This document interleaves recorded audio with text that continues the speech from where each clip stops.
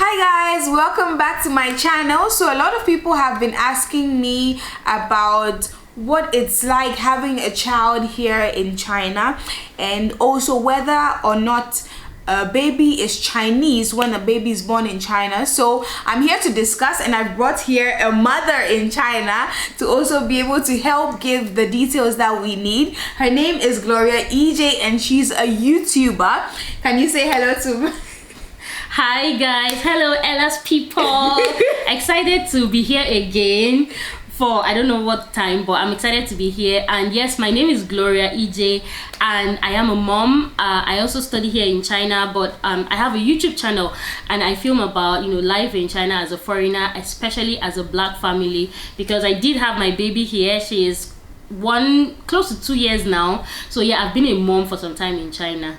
Welcome to our space. Thank you. And fam, let's welcome her. So I'll leave her details down there so you can check out her videos, because she talks more about life in China and having a kid in China. So the first thing is to answer, is your child a Chinese citizen? Chinese citizen when you give birth? Yes, exactly. Is your child a Chinese citizen? So the simple and straight answer to that will be no. Why? With a capital N. And it's funny because I've also gotten this question a lot. I mean, when I first had my baby and I posted about my baby, and people are like, oh wow, now your baby is a Chinese citizen. I wish. It's so sad because like you feel like, okay, like the child was born here, at least some rights or some things, but naturalization by birth does not apply in China. So if you have your baby here, regardless of how long you've stayed here, your baby is still going to be, the baby is going to have the citizenship or the passport details of your country. Yeah, I kind of understand, because of the fact that I feel like they have over 1.4 billion people in their accounts, and so to come and add more, maybe it might be too inconvenient for them, or but that kind of thing. Yeah, I feel like not really, because they actually have what it takes to naturalize these children. As a matter of fact, currently China, like, their population is declining. So now they are encouraging their people to have more babies.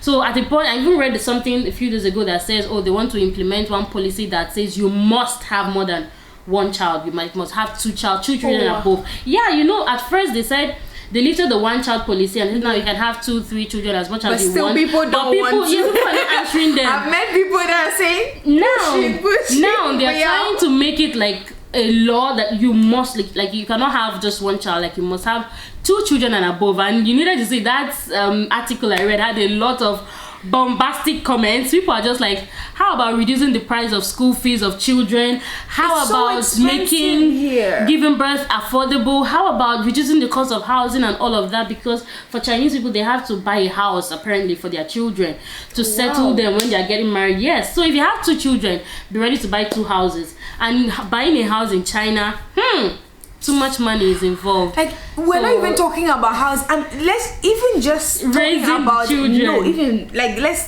start from one place where you're going for antenatal checkups. That alone can build a house. I'm not lying. Like, at least can build a room in your house.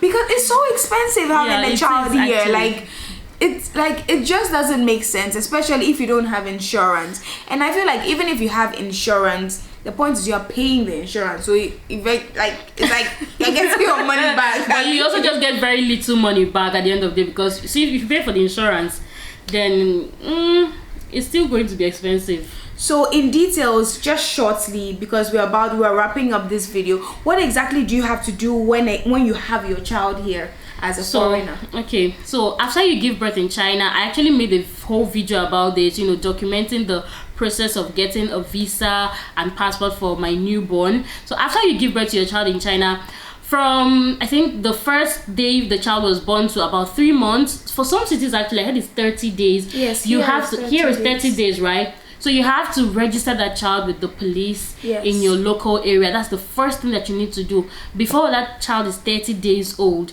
Now, after you've registered the child with the police, you have to get a passport for the child. So you have to go to your country's embassy, if it's in Beijing or Shanghai, and process a passport for the baby as soon as possible. Up to 3 months. About 3 months. About 3 months. Latest is 6 months. And if you don't, every day that the child will be staying in China is 500 kwai, right? We actually paid. We paid for Oriri. But guess what? It was okay. Let me finish what I'm saying first. Okay. So after you get the child's passport, it doesn't end there. You have to go and get the child a visa. Oh, wow. Very important. Yeah. So the child doesn't just have a passport. The child has a visa. Now the visa will be provided by the institute, also providing your own visa. So let's say you're a student at a particular school. That university will also give you the documents to process the child's visa, or you're working in a firm or in a school. That school, your employer basically will give you the documents, and you take your documents, the child's passport, the photograph pictures, some money and all of that, and then go to the immigration entry exit bureau to process the child's visa proper. So the same way the mother has visa, that child also has visa that also has an expiry date of when you need to go and renew it. Exactly. 6 months if the child has not left China. Yes. And now there's this policy that after they give you the first 6 months, now you have to leave the country with the child because that's how it was before COVID. You have to leave the country with the child. Wherever you are going is not their business, but you have to leave the country before you now apply to come back. So you can get the entry stamp on the child's passport. All this just for a little human that didn't even ask to be born in China. But I feel like it's stressful. I wish they would really find a way to go about it, because imagine the number of people that had their children during COVID period, because I mean things were happening during COVID period because everybody was indoors. The whole world saw an increase in birth rates. It's true now. I read it in an article. The whole world, everybody, you're not doing anything at home, so why would there be children? So there are a lot of children, and now like the children are like 2 years, 3 years, 1 year, and then they are told that you have to leave the country China, and apply. It's not like you just leave and come. You leave and apply to come back. So what if you don't get? And you live with a child, so you are schooling, you are working. You have to pause whatever you're doing, exactly, and take your child out. Leave and apply to come back. So if you don't get back, it's a problem. But usually, if the school or the company that's offering you the visa, they are legit, then it's usually easy to get for the child. But point in case, like the point is that it's stressful. So if you're planning to have a child in China, you should be aware the child is not going to be a Chinese citizen just because they were born here. No, it's not US. It's not Canada. It's not Canada. You have to go through the process. But you were saying something about paying for Oriri, your daughter's the fine. So what had happened was, after we did her passport very early on. I think when she was even about 2 months old.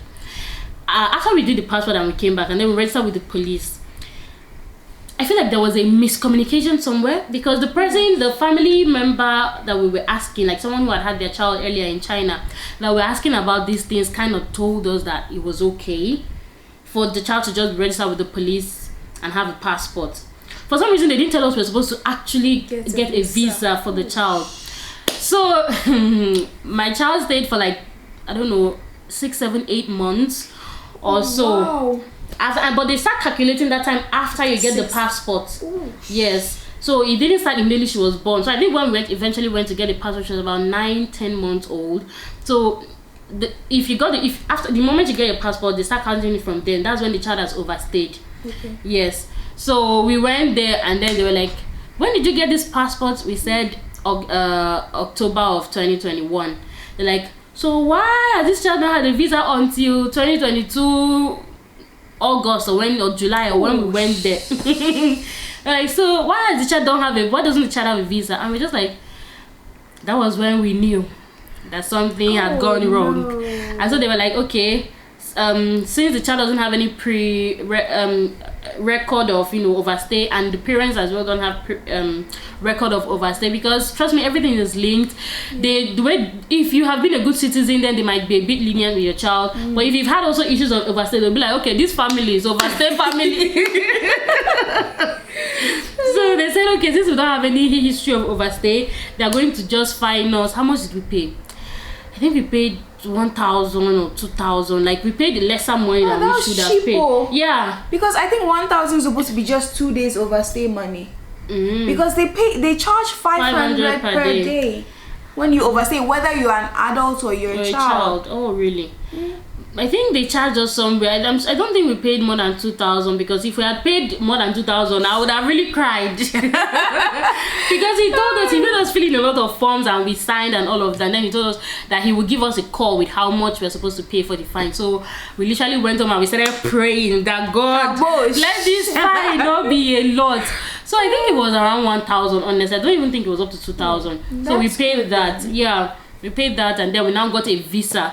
And then we also saw that when this visa expires in 6 months, you have to get another one before that one. So now we're always checking the passport to know when you need to start applying for the next visa. It's very important. So in conclusion, your child, if you give birth to your child in China, your child is not a Chinese citizen. You have to first register with the police, register with a community hospital, and then you go get your passport as soon as you can.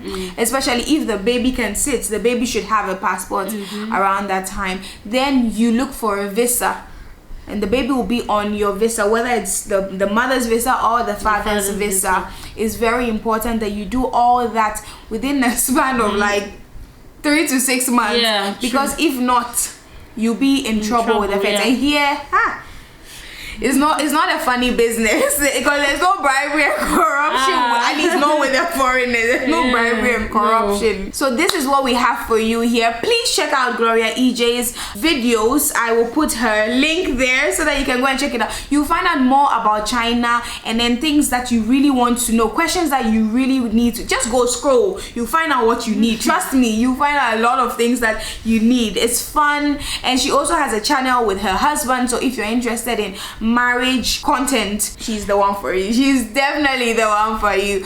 Okay, so all too soon we've come to the end of this video. Thank you very much for watching. Don't forget to subscribe if you haven't, like and comment. Do you want your child to be a Chinese citizen? Maybe there's a way we can ask for you, Sha. Maybe.